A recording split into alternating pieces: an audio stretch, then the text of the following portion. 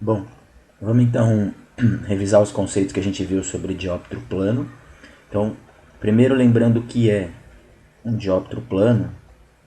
Um dióptro plano é qualquer superfície plana separada por dois meios homogêneos e transparentes. Então, por exemplo, o caso mais comum de aparecer nos exercícios de vestibular é uma superfície plana que separa o ar da água.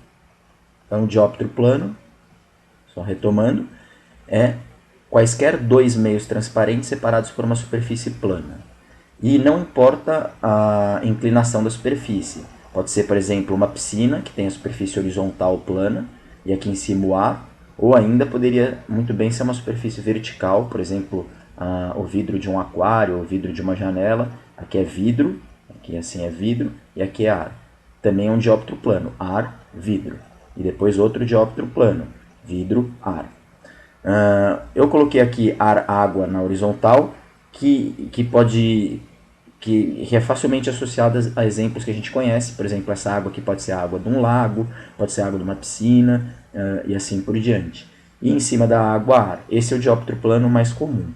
Outra característica é que os índices de refração são sempre diferentes entre eles. Nesse caso em particular, lembra que o índice de refração da água é maior do que o índice de refração do ar, e que, portanto, eu costumo chamar esse da água de N+, e o do ar de N-. Então, isso é o que é dióptro plano, né? Que mais que a gente precisa lembrar sobre dióptro plano? Outra coisa que a gente precisa lembrar sobre dióptro plano é que quando eu tenho um objeto, por exemplo, aqui assim, um objeto aqui assim, desse objeto, que eu vou chamar de um objeto real, desse objeto emergem infinitos raios de luz, seja os raios de luz que ele mesmo gera, ou seja raios de luz que bateram nele e refletiram. Dele saem muitos raios de luz. Desses raios de luz, a gente pode, por exemplo, pegar esse raio de luz, que segue uma trajetória de tal forma a chegar perpendicular na superfície, e esse raio de luz, como ele chega aqui fazendo um ângulo de 90 graus com a superfície, ele passa reto. Ele sofre refração, mas sem desvio. Já se eu pegar outro dos infinitos raios de luz que tem, se eu pegar um outro que vem assim inclinado, a gente viu que a gente já viu isso antigamente, né? Esse ponto aqui é o ponto de incidência. No ponto de incidência a gente traça a reta normal, e esse raio de luz aqui, como ele está indo de um meio mais refringente para um menos refringente, ele afasta da normal. De tal forma que se eu tiver um observador aqui assim, e esse daqui é o olho do observador, né? Se eu tiver um observador aqui assim, esse observador vai achar que esse raio de luz que está chegando aqui no olho dele e esse raio de luz que está chegando aqui no olho dele estão, na verdade, partindo desse ponto aqui de baixo. E, portanto, o observador vai achar que existe alguém aqui. Isso que o observador enxerga aqui não é o objeto real. O objeto real está ali embaixo. Isso que ele enxerga aqui é a imagem. Só para enfatizar, eu chamo de imagem vista, né? Imagem vista. Então a gente viu que no dióptro plano, nesse caso em particular, o ar em cima, a água embaixo, a imagem vista fica sempre para cima do objeto real. O objeto real está ali embaixo, enquanto que a imagem vista está para cima. Mesmo se a gente pegasse um outro caso, né? Que é o caso contrário, né? O caso em que o observador agora está dentro da piscina, e o observador pode ser uma pessoa, pode ser um peixe que esteja dentro da água, não precisa ser piscina também, pode ser um lago, qualquer coisa assim. E ele está tentando enxergar, ele está observando um objeto que está aqui no ar, por exemplo, um avião. Né? E aí o que acontece? Você pode imaginar, faz conta que isso é um avião, tá? Tem que usar a imaginação. Mas a mesma coisa, desse avião saem infinitos raios de luz. Desses infinitos raios de luz que saem dele, não é ele que gera, mas que bate nele e reflete. Desses infinitos raios de luz, certamente tem um que chega assim perpendicular à superfície e que adentra na água. E não sofre desvio, apesar de sofrer refração, não sofre desvio, porque ele chegou a 90 graus. E um outro raio de luz, que chega aqui inclinado, E aí nesse ponto, lembra que eu traço de novo a normal, esse é o ponto de incidência, eu traço a normal. E agora, como o raio de luz chegou inclinado, ele vai desviar. Só que agora o raio de luz está indo do índice de refração menor, menos refringente, para o mais refringente. Portanto, ele aproxima da normal. Faz assim, né? Eu vou aumentar aqui o tamanho do olho do observador, só para os raios de luz poderem atingir o olho dele, né? E aí, esse observador que está aqui dentro da água, se você notar bem, esse raio de luz que está chegando e esse raio de luz que está chegando, parece que estão vindo daqui de cima. Ó. Eles se encontram aqui em cima. Então, o observador vai achar que esse avião está aqui em cima. Mas, na verdade, não está. O avião está aqui embaixo. Então, o avião real é esse daqui, aqui embaixo. Mas o observador que está aqui dentro da piscina, dentro da água, ele vai achar que a luz, tudo se passa como se a luz estivesse vindo aqui de cima. E, portanto, a imagem vista do avião vai ser aqui em cima, né? A imagem vista. Então a gente pode resumir isso dizendo o seguinte: quando tem água e ar assim numa superfície horizontal, repara que sempre acontece do objeto real, que é o objeto real, ficar embaixo e a imagem vista em cima. Objeto embaixo, imagem em cima. E aqui é a mesma coisa, ó. Objeto real embaixo, imagem vista em cima. O que eu posso resumir com a seguinte frase, que é aquela frase que eu coloquei para vocês, né?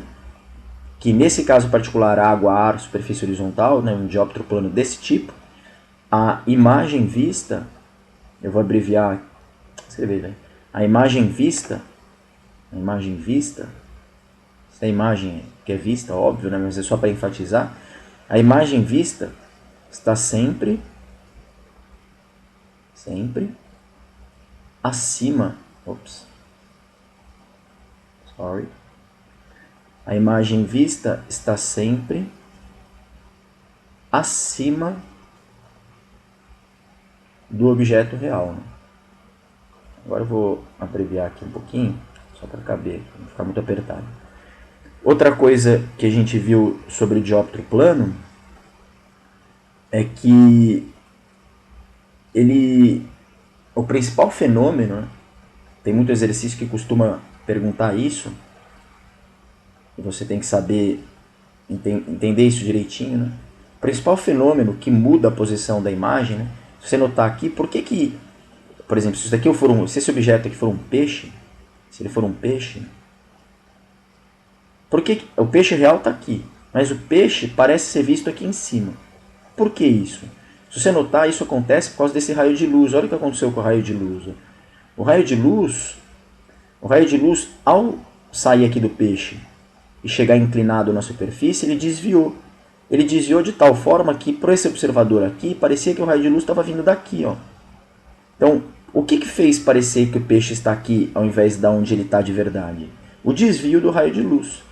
E como é que chama esse fenômeno da luz desviar quando ela incide inclinado aqui? Que fenômeno que determina isso? O fenômeno que determina isso é a refração. É a refração. E tem muito exercício que cobra isso. É a refração. Não que não aconteça aqui a reflexão e a absorção. Lembra que os fenômenos são sempre simultâneos. É óbvio que, por exemplo, parte dessa luz bate aqui na superfície e reflete. É óbvio também que parte da luz é absorvida dentro d'água e até no próprio ar. A reflexão, a refração e a absorção sempre acontecem, mas o que determinou essa mudança de posição na imagem foi esse desvio devido à refração. Então esse é o principal fenômeno. O que mais que a gente viu sobre dióptro plano nessa semana? A gente viu o que o dióptro plano consegue explicar no dia a dia. Né? Ele explica várias coisas, eu citei 3 importantes, né? Também costuma aparecer em exercício, que é o peixe parece mais para cima,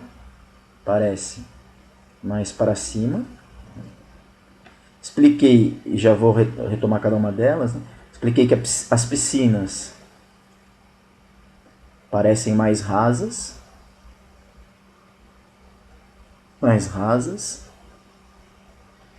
E expliquei que o lápis,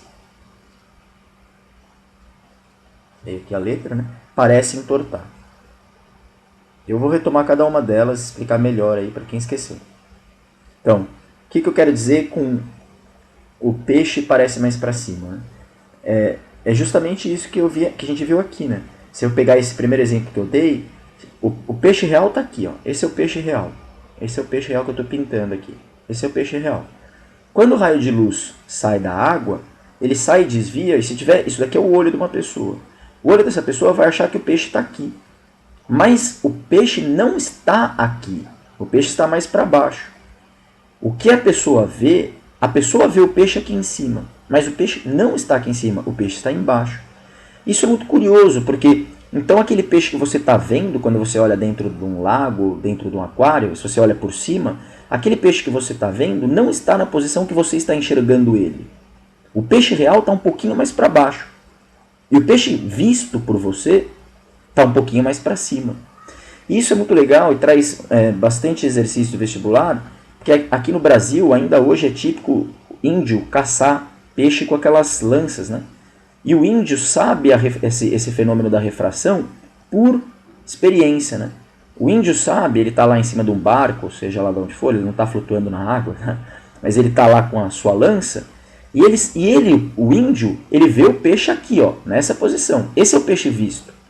Mas ele sabe que se ele atacar a lança aqui, ele não mata o peixe, porque o peixe não está aqui de verdade. Isso daqui é a imagem vista. O peixe real está um pouco mais para baixo. Então olha o que passa na cabeça do índio. Ele vê o peixe aqui, mas ele sabe que se ele atacar a lança aqui, ele não mata o peixe. Ele mira a lança um pouquinho mais para baixo, num lugar onde ele não está vendo peixe nenhum. Mas ele sabe que o peixe está lá, num lugar onde ele não vê nada, um lugar que está transparente. É muito engraçado, porque ele vê o peixe aqui em cima, e aí ele mira um pouquinho mais para baixo. E aí ele vai acertar o peixe num lugar que ele nem sabia que o peixe estava. Quer dizer, ele sabia, mas ele não estava vendo. Ele viu o peixe em cima, só que ele ataca um pouquinho mais para baixo. E tem muito exercício que cobra isso, então por isso que eu quis retomar. Outra coisa interessante sobre o dióptro plano, né? Quem já enxergou uma piscina cheia d'água e uma piscina vazia deve ter observado isso. Você pega uma piscina aqui assim, ela está cheia d'água. Se você pegar um ponto aqui do fundo da piscina, um ponto qualquer, um azulejo aqui que seja, qualquer ponto aqui, né, algum objeto que está aqui no fundo da piscina, vai acontecer a mesma coisa. Quando esse raio de luz aqui é água, né? Deixa eu enfatizando, aqui é a água. E aqui é a água. E vai acontecer a mesma coisa. Um ponto aqui do fundo da piscina, se eu pegar, tem infinitos raios de luz que saem desse ponto. Não que ele gera luz, mas que saem dele por reflexão, por exemplo. Desses infinitos, com certeza tem um raio de luz que vai em reto, chega perpendicular e atravessa aqui. E um outro raio de luz que chega inclinado e que depois desvia. Como ele está indo da água para o ar, ele afasta da normal. Isso faz com que um observador aqui assim, ache que esse raio de luz, agora vamos mudar de cor para ficar mais bonitinho, acha que esse raio de luz está vindo daqui, ó. No olho dele chega o raio de luz chega no olho dele como se tivesse vindo daqui. E portanto é aqui que ele vê esse ponto que está lá no fundo. O fundo da piscina de verdade está aqui, ó. Esse é o fundo da piscina de verdade, mas ele vê o fundo da piscina aqui. Então a piscina fica parecendo mais rasa do que ela realmente é. O fundo da piscina vai parecer... Esse daqui é um dos pontos, né? Esse ponto vai parecer mais para cima, esse ponto mais para cima, esse ponto mais para cima, de tal forma que a piscina inteira vai parecer mais rasa. E quem já viu uma piscina cheia e vazia, uma mesma piscina cheia e vazia, deve ter percebido isso. Quando você vê a piscina cheia d'água, ela parece rasinha. Só que daí você vê um dia que estão limpando, que tiraram a água, você vê que ela é bem mais fundo do que ela estava parecendo ser. Por quê? Porque o fundo dela subiu. Por quê? Porque a imagem vista sempre fica mais para cima. Lembra aqui da primeira frase que eu coloquei. A imagem vista sempre acima do objeto real. Então, o fundo da piscina real está lá embaixo, mas o visto fica mais para cima, de tal forma que você acha que o fundo da piscina está aqui. Ela parece ter mais rasa. Ao invés de ela ter essa profundidade, ela parece ter essa profundidade. Outro fenômeno que o dióptro plano explica é aquele fenômeno comumente observado também, e que muitos de vocês já devem ter observado. Você pega um copo d'água, e água de novo, né? Água e aqui ar. E aí você coloca um lápis, dentro d'água, deixa eu mudar de cor aqui. Você coloca um lápis dentro d'água, acontece uma coisa muito curiosa. Se você olhar por cima, o lápis vai parecer assim, ó. Vai parecer torto. Vai parecer que ele quebrou o lápis. Só que o lápis não quebrou, se você tirar ele está retinho. O lápis de verdade está aqui, ó. Está aqui. E por que ele parece torto assim? Ele parece torto assim porque isso daqui não é o lápis de verdade. Isso é a imagem vista do lápis. O lápis de verdade está embaixo e o visto fica mais para cima. Lembra, o visto fica sempre mais para cima. Nesse caso em particular, de água embaixo, ar em cima. O visto fica sempre mais para cima. Então cada ponto do lápis real que está lá embaixo vai subir um pouco, de tal forma que o lápis vai parecer torto. Quem já limpou piscina, né, antigamente quando era pequeno fazia isso, limpa a piscina com aqueles rolos gigantes, né, tipo vassoura, aquelas vassouras de limpar piscina gigantes de alumínio. Você percebe que a parte da vassoura que está dentro da água, ela fica torta assim, né? É muito, muito legal de se ver. Bom, então é isso, né? Dióptro plano, a parte conceitual é essa. E lembra que tem uma formulinha para dióptro plano, que eu vou colocar aqui embaixo, porque já aqui ficou muito poluída a figura já. Aquela formulinha para dióptro plano, então deixa eu aqui recapitular aqui rapidinho. Aqui é água, aqui é ar, e aí aqui é o objeto real, e aqui é a imagem vista fica sempre mais para cima, e aqui nesse caso aqui, a pessoa está olhando daqui de cima, Então, por exemplo, se for um peixe, o peixe está aqui de verdade, só que a pessoa vê o peixe aqui. O real está lá embaixo, o que ela vê fica um pouco mais para cima. Mas poderia ser o contrário, né? Poderia ser uma pessoa aqui dentro da água, tentando ver um objeto que está fora da água. Um objeto, por exemplo, aqui, real. E a mesma coisa vale, o objeto está aqui, mas a pessoa vê aqui. Essa é a imagem vista, né? A imagem vista sempre fica um pouco mais para cima, o real está embaixo, a imagem vista fica mais para cima, né? E aí a gente pode relacionar, por uma formulinha, as profundidades e as alturas, né? Aqui no caso esquerdo, aqui, que o observador está fora e o objeto e a imagem estão dentro d'água, a gente pode chamar essa distância aqui, ó, de Hzinho, e essa distância de Hzão. E só para lembrar, por que eu chamo esse daqui de Hzinho e esse de Hzão? Essa distância é menor, então ela vai o H minúsculo. Essa distância é maior, então vai o H maiúsculo. E aqui, a mesma coisa, né? Aqui, essa distância Hzinho e essa distância Hzão. E de novo, a distância é menor, o H minúsculo, a distância é maior, o H maiúsculo.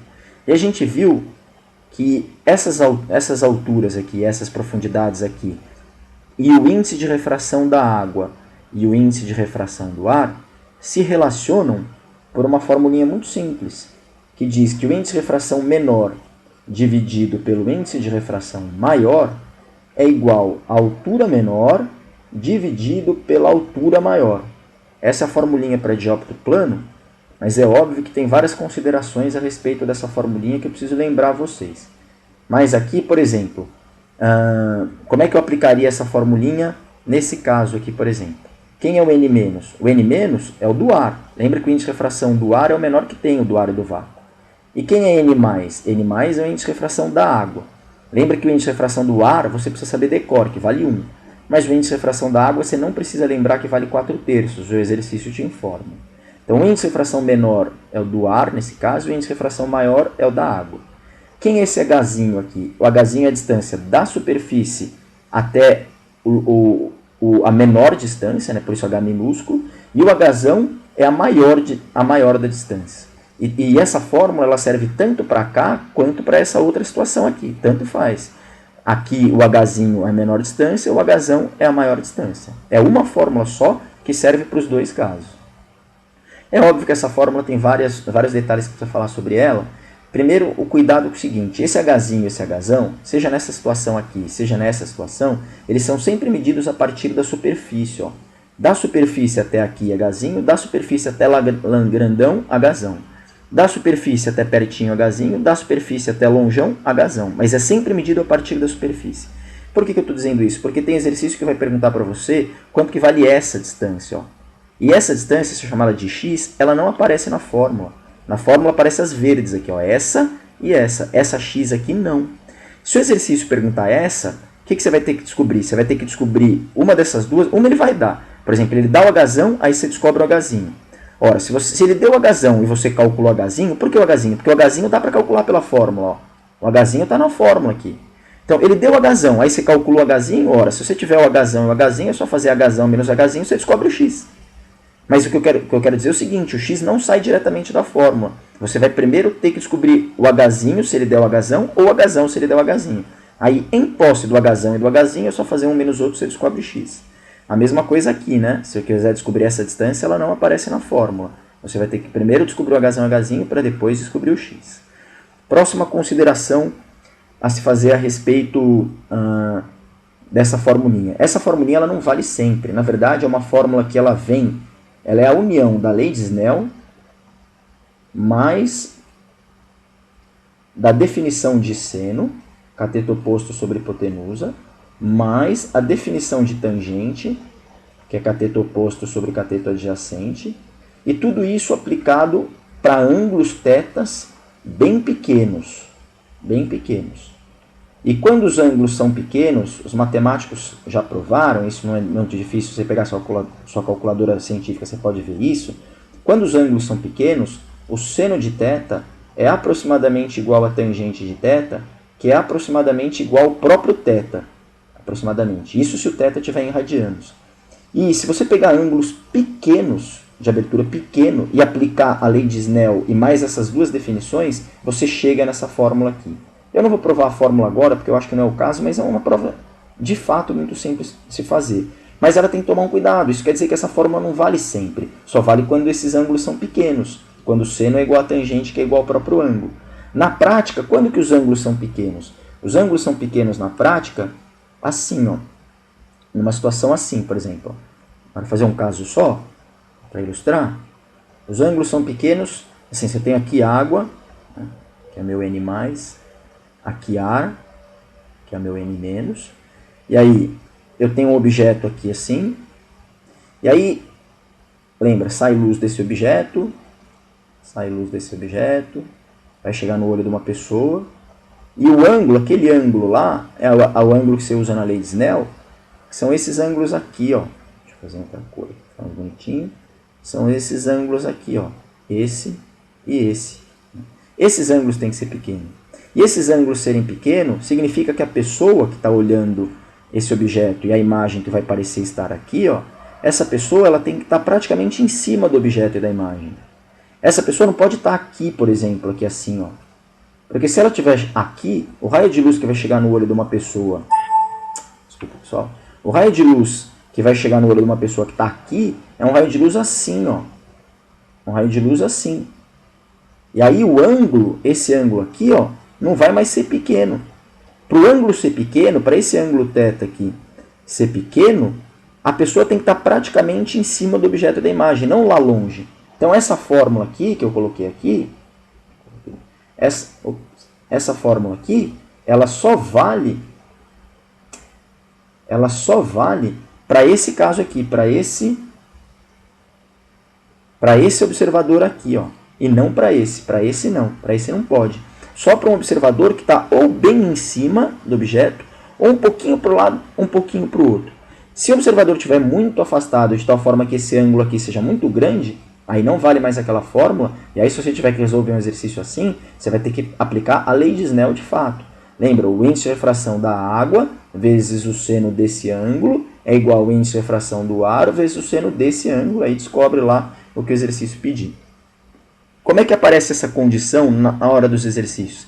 Tem muito exercício que fala essa condição dizendo assim, o observador, ele está observando, né, a pessoa está observando o objeto bem de cima, ou aproximadamente de cima, ou tem ainda exercício que fala assim, o observador está alinhado na vertical com o objeto, alinhado na vertical, dá para perceber aqui que está alinhado na vertical, né?